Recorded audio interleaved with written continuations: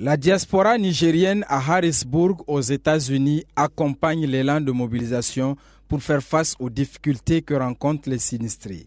Le cas de Saga, où les populations tentent petit à petit de se réinstaller, c'est donc à ces moments précis qu'ils ont reçu la visite de Cheikh Bourema Daouda ainsi que de l'ONG El Hayat, qui sont la croix de transmission de cette aide d'une valeur de 2 millions répartis entre 100 ménages de ce quartier de Saga.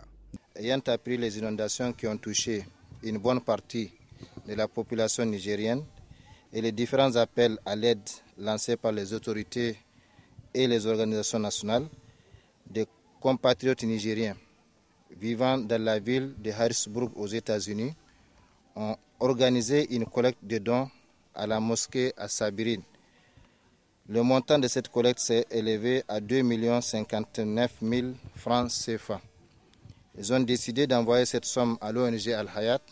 Ils ont constaté en effet que les sinistrés ne reçoivent généralement que des dons en nature, alors que leurs besoins ne sont pas uniquement matériels et vivriers.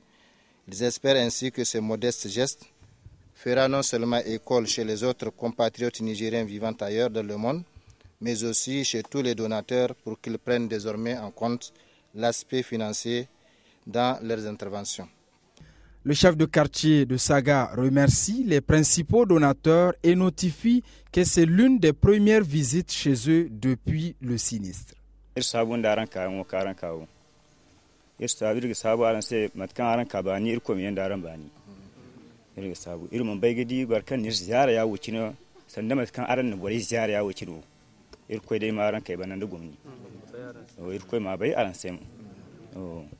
Ce geste est donc le bienvenu chez ces pauvres populations qui relancent d'ailleurs les débats de l'habitat au Niger et du prix du ciment, mais surtout de l'avenir de leur existence sur les lieux.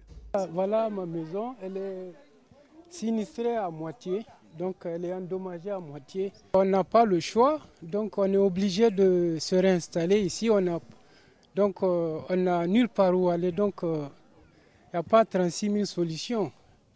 À notre avis, l'unique solution, c'est de nous réinstaller, même si c'est des hangars qu'il faut construire dans l'immédiat. Moi, je propose à ce que les communes, les mairies font leur travail, parce que c'est une digue qui a cédé et c'est la digue, qui nous a envahis. Donc également, de l'autre côté, l'eau n'a pas pu passer parce que des gens ont construit sur la voie de l'eau. Construire en ciment, ce n'est pas à la portée de tout le monde. Vous savez, à l'heure actuelle, manger régulièrement pour la majorité des Nigériens, ce n'est pas facile.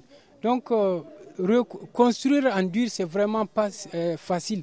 Construire même en banque, parce que ça demande beaucoup de moyens financiers. Il faut vraiment voir les solutions parce que je pense que sur le plan construction, ces gens sont exposés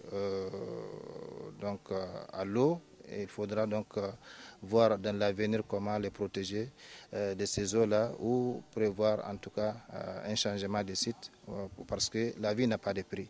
Ce n'est pas parce qu'on est habitué à un endroit que s'il y a un danger, on ne le quitte pas. En tout cas, c'est bien visible, ces sinistrés de retour dans les écoles, puisqu'à ce niveau, un délai leur a été donné, sont en plein chantier de reconstruction de leur maison, quoi qu'il advienne.